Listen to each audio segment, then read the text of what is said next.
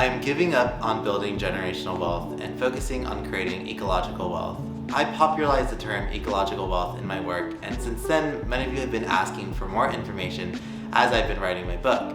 Before we get started, make sure to hit that subscribe, like, and comment button as it supports my continued work in this space. So, what is ecological wealth? Ecological wealth is one that doesn't materialize in our hands, but showcases the mind, spirit, and heart on how to make a blueprint for the continued wellness and existence of multi-species.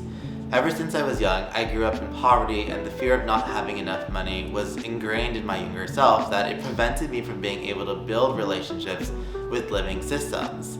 My survival was rooted in scarcity and individualism as I further navigated higher socioeconomic areas in my career. The American dream is a value that many immigrant families grow up with, thinking that serving in the global capitalism brings great gifts.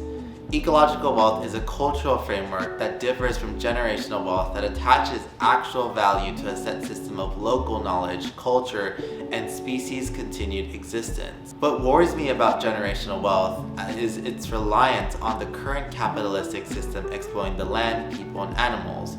While people continue to fight for redistribution of wealth, the preceding structures of generating wealth are still perpetuating harm. Therefore, building generational wealth will not mean not so much for younger generations or families when there is no livable planet. The war for minerals, water, food, and so on further indicates that these valuable living elements are disregarded for their sacred systems and reduced to an economic value in capitalism. Rocks, water, fauna, flower, fungi, stone, sand, and other living/non-living species cannot see their sacred wealth in living with species coexistence because capitalism deems them different. The capitalistic system never gives nature the gift it has gifted everyone, but instead reinforces the mindset of reducing cultural knowledge.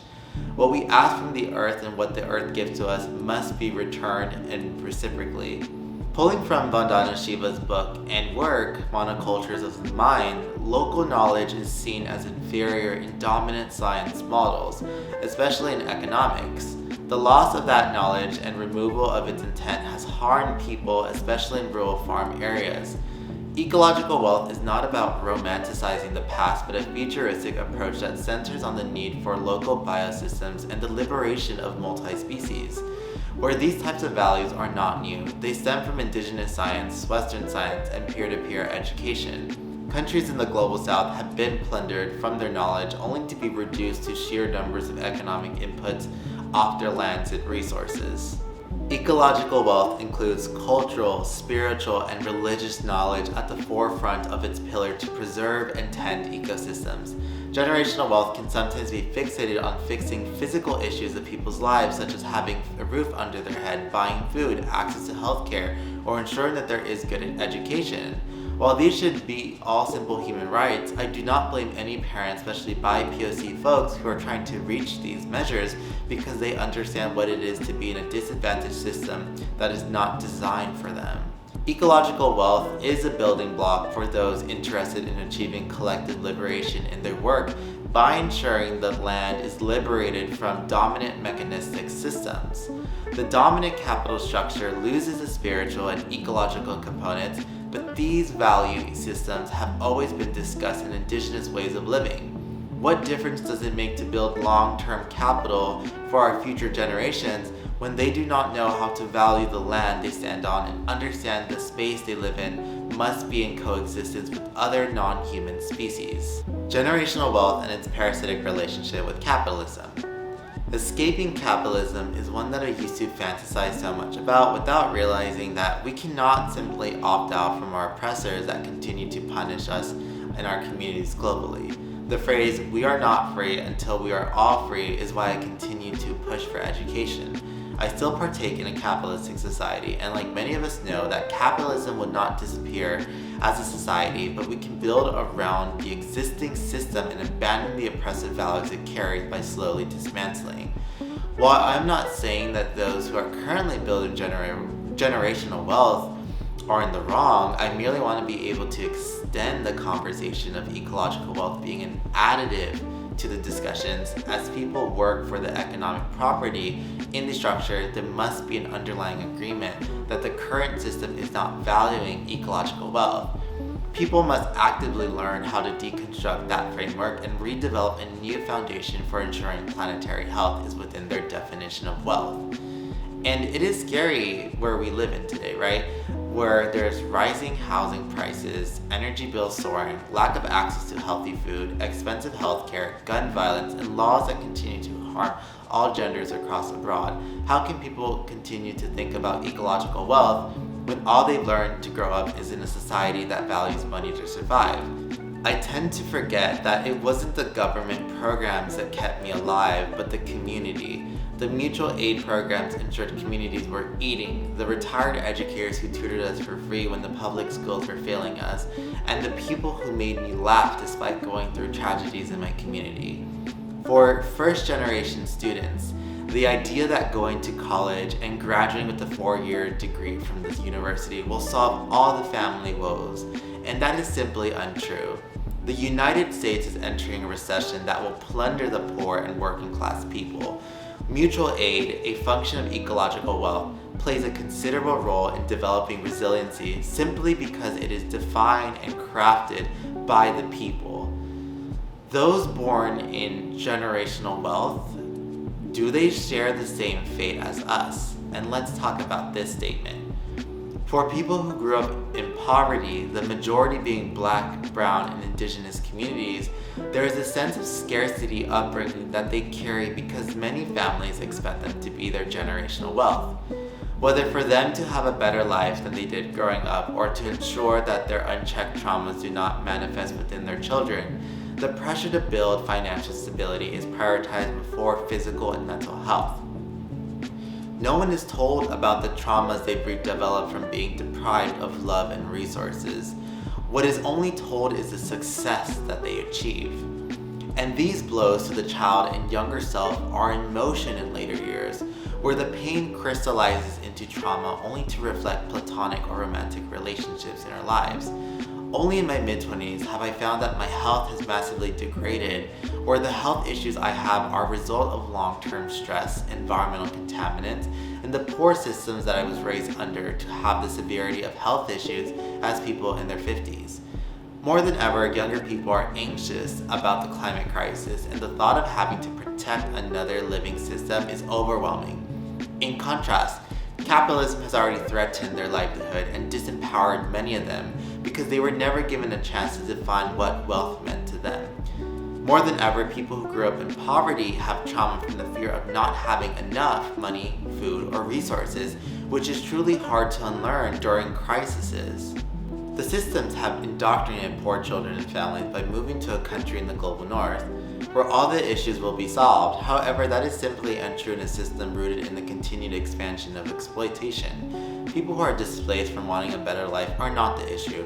Capitalism ousted people from their safety, and they have had to fend for their existence because all living beings deserve to live in a safe, healthy, and ecologically sound environment. Those who grew up with generational wealth carry a lot of privilege in this space. While any parent would want their children to have a comfortable life, it doesn't protect them from what they may experience physically and mentally in the world. The idea to uphold generational wealth for the next generation adds pressure to those who are not for the money, but rather the purpose of building an equitable future that truly treats all species with respect. Perfectionism within a generational wealth family means that there is no open room to explore the dimensions and depth of ecology without having an economic value attached to what is being studied. Another fear they face is being financially removed for challenging the wealth in their family that has been generated. I am someone who understands that with money, there are strong family power dynamics that have created asymmetrical relationships. I have come to an understanding that even those within the elite, those born with the families that have money, sometimes have a role in serving the continued and maintaining global economic powers. I am not saying that they have it worse than those who grew up in poverty, because anyone growing up with economic privilege has access to resources. But I have understood that those born with massive wealth are also oppressed regarding their identities, whether they're queer and trans, people with disabilities, people who are immunocompromised. What does building ecological wealth look like in practice, Isaiah? It's not so much a set of processes or steps to take. I like to say how dominant systems of science have us focusing on the logical side and way less on the emotional side. We need a balance of both emotional and logic and to understand our earthly emotions. After all, when people choose to fall in love, work, or collaborate with someone, they use both sides that the practice of building ecological wealth is cultivated within our hearts, lungs, hands, speech, feet, eyes, ears, and thoughts. I don't think that building generational wealth should stop, but rather remind them that if they are building a better future for their communities and families, it must include the earth. And some things to consider in the following when building ecological wealth, which I tell people, is number one, what local systems am I currently contributing to or seeking to learn from in my community? How do you communicate with the fungi kingdom, the animal kingdom, and the plant kingdom? What are the stories it shares with you? And how do you listen to the species when partaking in foraging or other acts of speaking? There's a deep curiosity for the language of the unknown in multi-species because those stories are sacred to their respective kingdoms. Making ecological wealth prioritizes their stories and able to share without privatizing their narratives. Number two is what set of practices have I looked down upon in my life? In basic economics, we learned that the term unskilled labor refers to the practices of working requiring a minimum hours to master a career, which is entirely elitist and reductionist. From shoe repairs, sewing, dry cleaning, gardening, upcycling, construction, cleaners, customer service, or cooking, these practices are not unskilled, simply devalued in the dominant economic model. Instead, we should reframe in examining our biases towards these skills as parents and the grandparents carried them within their practices. All species partake in these methods, whether we look at humans, animals, fungi, fauna, or plants. They upcycle, decompose, reuse, and heal. Number three is striving away from isolationism. Children, people with disabilities, and elders are the highest risk of being left alone and forgotten in their communities because the dominant structures deems them as unprofitable to society. When there's a disconnection between generations, there's a loss of knowledge and reductionism of values that are not being spread. For people who feel a deep sense of disconnection within their community, do you know your neighbor, the person who owns a store down your street? BIPOC struggles with this when relocating to areas that have been historically least diverse. But that is not to say that BIPOC does not exist or live in these types of environments. It simply means that the love for each other is built stronger than ever before. And number four is teaming up with sovereignty and liberation-led movements. It is no surprise that Black and Indigenous communities have been building ecological wealth because they recognize that their existence is a part of the solution to liberating everyone from the ecological crisis. Understanding Black liberation and Indigenous sovereignty are essential to our ecological wealth because the models of ecological wealth are already embedded in ancestral communities. Ecological knowledge is not new knowledge.